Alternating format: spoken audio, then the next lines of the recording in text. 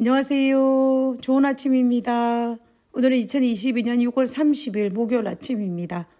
오늘로서 6월도 마지막이 되고 7월 새 달이 새로운 기가 시작이 됩니다. 새로운 기회는 새로운 결심과 또 새로운 각오로 또 남은 시간을 2020년도의 남은 시간을 맞이할 수 있었으면 좋겠습니다. 그러면 기도드리고 오늘 교과 내용을 살펴보도록 하겠습니다. 기도하겠습니다. 하늘에 계신 저희들의 아버지 감사합니다. 하나님께서 우리에게 확실하게 약속하여 주심을 인하여 감사합니다. 하나님의 그 약속을 확실히 믿었던 그 다윗의 신앙이 우리의 신앙이 될 수 있도록 아버지여 도와주시옵소서.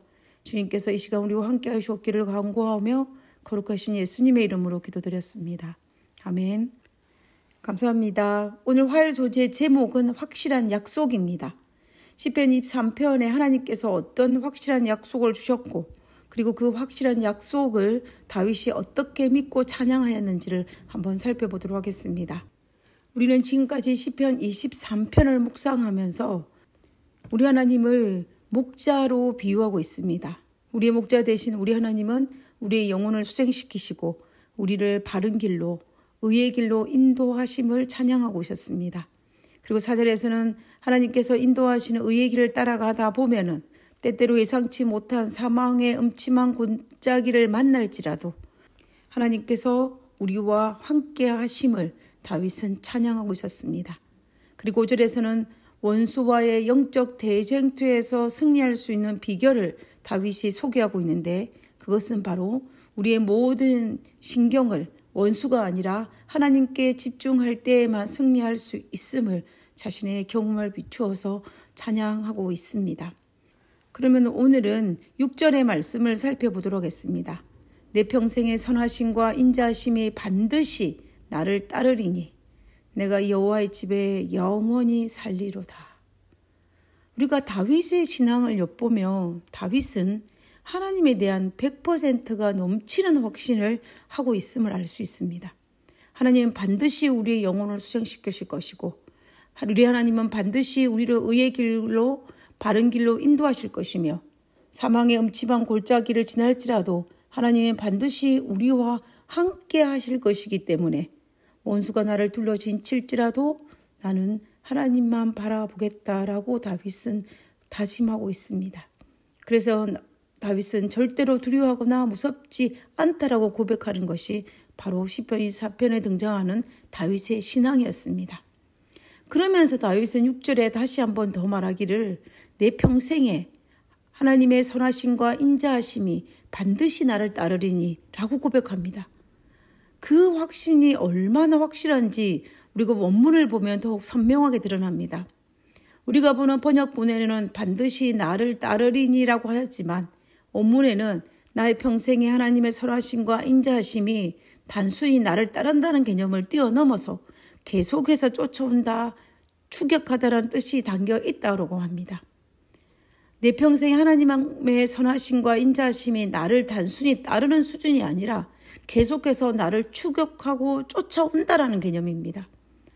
우리가 이 원문을 통해서 다윗은 하나님의 인자하심과 선하심이 그의 평생에 마치 쫓아오는 것처럼 추격해 오는 것처럼 그렇게 베풀어 주셨음을 확신하고 있는 것입니다. 이런 상황이 되니까 다윗이 어찌 두려워하며 무서워 떨 수 있겠습니까? 그리고 자기를 죽이려고 하는 원수들이라 할지라도 그를 미워하며 감히 복수하고자 하는 마음조차 생기겠습니까? 다윗은 하나님으로부터 더 큰 놀라운 사랑을 받고 있다는 확신이 있었기 때문에 생명의 위협을 느끼는 상황이 발생한다 할지라도 그리고 사망의 음침한 골짜기를 지난다 할지라도 원수의 목전에 있다 할지라도 다윗은 기뻐하며 즐거워하며 원수를 이해하고 사랑할 수 있었던 것입니다. 우리는 그리고 나는 하나님이 내 평생의 선하심과 인자하심이 반드시 나를 따르리니 이 찬양이 우리의 삶 속에 얼마나 실감하고 계십니까? 하나님이 내 평생의 선하심과 인자하심이 영원히 나를 쫓고 나를 추격하고 있다는 사실을 믿으십니까? 얼마나 믿으십니까? 천길 물속은 알아도 한길 사람 속은 모른다라는 말이 있습니다. 우리가 살다 보면 이 말이 참 맞다는 생각을 합니다. 그런데 그러면 자기 마음속은 얼마나 알고 계신다라고 생각하십니까? 저는 개인적으로 살아보니까 다른 사람의 마음도 모르겠지만 제 마음도 잘 모르겠다라는 생각을 하게 되었습니다. 한마디로 나 자신을 믿을 수 없다라는 것입니다. 나 자신도 믿을 만큼 그런 대단한 존재가 아니라는 사실을, 그런 확실한 사람이 아니라는 것을 깨달았다는 것입니다. 어느 마을에 농부들이 하나님께 요구를 하였습니다. 하나님, 우리들이 원하는 대로 1년만 날씨를 변화시켜 주세요. 그러자 하나님께서 대답하셨습니다. 그래 좋다. 1년 동안 너희 원하는 대로 날씨를 변화시켜 주마. 그래서 농부들은 자기들의 경험에 의해서 하나님께 요구했습니다. 하나님 지금은 비를 주세요. 하나님 지금은 햇빛을 주세요. 하나님 지금은 바람을 주세요. 가을이 되어 들판에 곡식이 잘 되어 추수하기에 이르렀습니다. 농부들은 신이 나서 추수를 하고 탈곡을 하였습니다. 그런데 이게 웬일입니까? 막상 탈곡기에 넣어 탈곡을 해보니 알곡이 없었습니다. 아니 하나님, 왜 알곡이 하나도 없습니까? 농부들은 의아해서 물었습니다. 그러자 하나님께서 대답하셨습니다. 나는 너희들이 원하는 대로 다 주었다. 비를 원할 때는 비를, 햇빛을 원할 때는 햇빛을, 그리고 바람을 원할 때는 바람을 주었다. 그런데 너희가 언제 나에게 알곡을 달라고 하였느냐? 너희들은 알곡 달라는 말은 한마디도 하지 않았다. 그제서야 농부들은 자신들의 경험에 의하여 하나님께 주문하는 것보다 모든 것을 하나님께 맡기고 하나님의 선하신 뜻대로 구하는 것이 가장 좋다라는 것을 깨달았습니다. 우리가 아무리 경험이 많고 아무리 머리를 굴리고 아무리 똑똑하다 할지라도 우리가 구하는 것보다 하나님은 더 큰 것을 주시고 하나님은 우리에게 더 필요한 것을 주시며 우리가 어떤 것을 얻는 것이 가장 좋은 것을 아시기 때문에 하나님께서는 그것을 허락하시는 분입니다. 나보다 나를 더 잘 아시는 하나님, 나보다 내가 무엇을 원하고 내가 무엇을 바라는지, 그리고 내가 어떻게 하면 행복할 수 있을지, 그리고 무엇이 나에게 가장 유익한지를 아시는 하나님께서 우리가 모든 것을 맡기게 되면 하나님의 선하신 뜻대로 우리에게 가장 필요한 것을 주실 것입니다. 그러므로 우리가 하나님께 무엇인가를 주문하는 것보다 모든 것을 하나님께 맡기고 하나님의 선하신 뜻대로 구하는 것이 가장 좋다는 것을 깨달아야 할 것입니다. 만약에 나를 믿을 수 있는 존재라면 하나님께 내가 원하는 것만 구한 그의 추수의 결과는 대풍이어야만 합니다. 그러나 우리가 알다시피 그러지 못하지 않았습니까? 왜요? 그것은 나를 믿을 수 있을 만큼 내가 그렇게 똑똑하거나 그렇게 대단하거나 그렇게 지혜롭지 않다는 것이 여기에서 증명되는 것입니다. 영감의 교훈을 한번 읽어보도록 하겠습니다. 최선의 길로 인도하심. 그러나 우리의 약점과 죄됨을 아시는 하나님께 그 모든 작업을 맡기면 그분은 원하는 결과를 가져올 최선의 길을 택하실 것이다.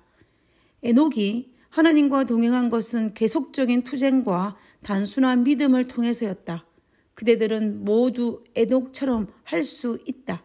그대들은 철저히 회개하고 변화되어 진정한 하나님의 자녀가 될 수 있으며 그분의 뜻을 깨달았을 뿐만 아니라 그대의 본을 통하여 다른 사람들을 동일하게 겸손한 순종과 헌신의 길로 인도할 수 있다.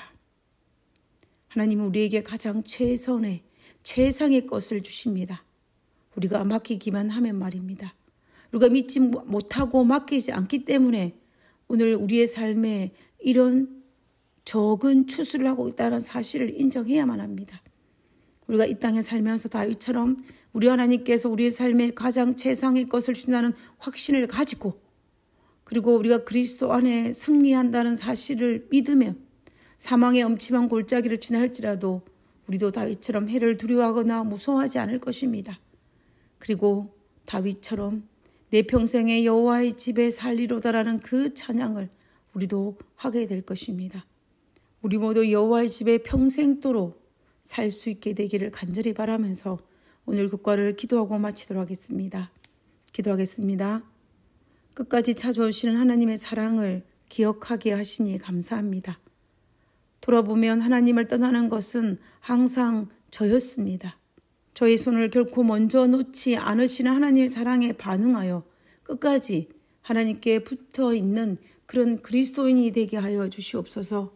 아버지, 포도나무가 그 가지에 붙어 있어야만이 열매를 맺는 것처럼 우리가 아버지께 붙어 있어서 우리가 많은 결실을 맺을 수 있도록 주여 도와주시옵소서. 아버지여, 마지막 때를 살아가는 우리들에게 끝까지 하나님께 붙들린 손을 놓지 않게 하여 주시고, 그리고 하나님께 모든 걸 의지하면서 이 마지막 세상을 살아있는 그리스도인으로 살 수 있도록 주여 도와주옵소서. 우리에게 확실한 약속을 주심을 인하여 감사합니다. 하나님께 주신 그 확실한 약속, 여호와의 선하심과 인자하심에 영원히 나를 축복하고 따른다는 그 사실을 잊지 않고 살아가는 저희들 되게 하여 주옵기를 거룩하신 예수님의 이름으로 기도드렸습니다. 아멘. 감사합니다. 좋은 하루 되시고요. 내일 뵙도록 하겠습니다. 고맙습니다.